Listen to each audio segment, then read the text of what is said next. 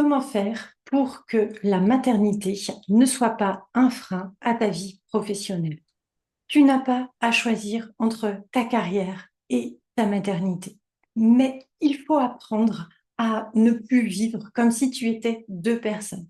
Gros sujet du jour, et qui suis-je pour te parler de ça? Je suis Johanna, ancienne préparatrice en pharmacie, devenue naturopathe. Je suis spécialisée dans la périnatalité, c'est-à-dire que j'accompagne les couples depuis l'avant-conception jusqu'aux 5 ans de l'enfant. Ce que je vois en séance le plus souvent, c'est qu'il y a une sorte de véritable conflit intérieur, comme une sorte de dédoublement de la personnalité, c'est-à-dire des femmes en fait qui sont vraiment puissantes, qui sont exceptionnelles au niveau de leur travail et qui ne s'autorisent pas à ralentir. Ce qui entraîne en fait un véritable burn-out, une culpabilité sans nom, un hyper-contrôle, parce que il y a cette guerre en fait entre ces deux identités, cette volonté de performer autant à la maison qu'au travail. Or, surtout lorsqu'il y a une grossesse, eh bien, c'est le moment parfait pour apprendre à venir ralentir, à te poser et surtout à venir apprendre une chose que ces femmes-là, enfin en tout cas mes clientes, ont beaucoup de mal, déléguer et faire confiance en déléguant. La vraie délégation, c'est justement de demander exactement ce dont tu as besoin et de laisser faire par rapport au retour que tu auras. Et ça, c'est pas si évident.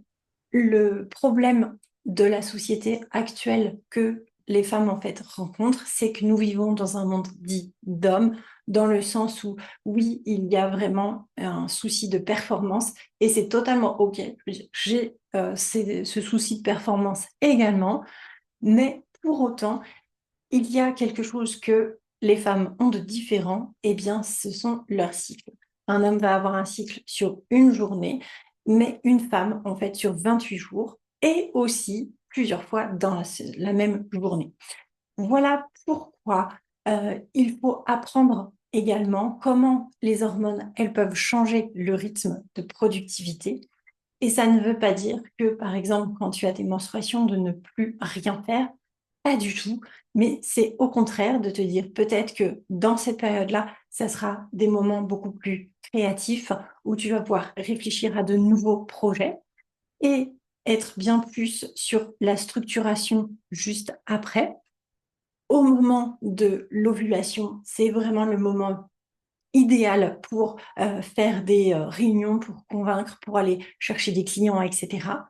Et ensuite, de commencer à redescendre le rythme pour un petit peu comme si ben, voilà, tout était mis en place pour repartir encore une fois sur un moment de retour à soi et surtout d'écoute de ce qui peut t'arriver depuis ton inconscient jusqu'à ta partie consciente.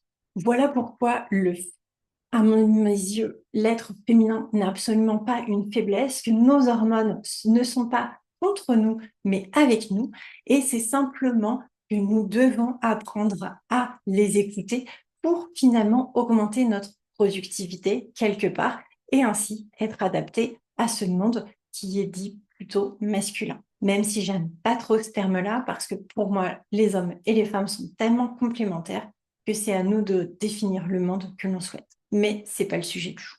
Et concrètement, par rapport à ta maternité, qu'est-ce que cela va jouer, ce changement de cycle, étant donné que c'est plus comme si plus la grossesse avance et plus tu seras comme dans les phases de menstruation, c'est-à-dire beaucoup plus réceptive, donc bien plus dans le côté créatif, dans le côté peut-être inconscient ramené au conscient, et beaucoup moins dans la productivité pure, beaucoup moins dans aller chercher les clients, etc.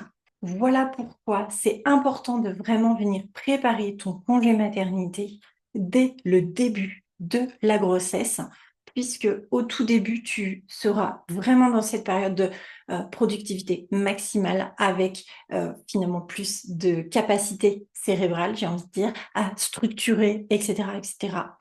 Et que plus ça va aller, plus tu vas devoir déléguer, tu vas devoir réorganiser tes priorités Et voilà pourquoi c'est important à ce moment-là de te faire accompagner parce que ça te permet vraiment de retrouver plus de leadership finalement bien avant la naissance et que ce leadership-là, eh bien, tu vas pouvoir le conserver après la naissance.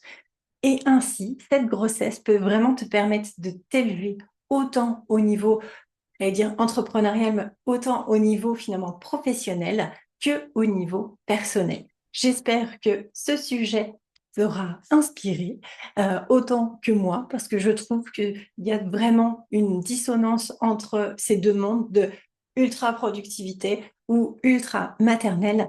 Et ne pourrait-on pas tout simplement trouver à chaque femme sa propre voix, son propre leadership? Qu'est-ce que l'on souhaite réellement et comment mettre en place en fait cet équilibre-là? S'il y a des sujets que tu souhaites que je traite en vidéo, eh bien tu peux me laisser un mot en barre de commentaires et surtout pense à t'abonner. Ça fait très youtubeur. En attendant, moi je te souhaite une radieuse journée et on se dit à très bientôt.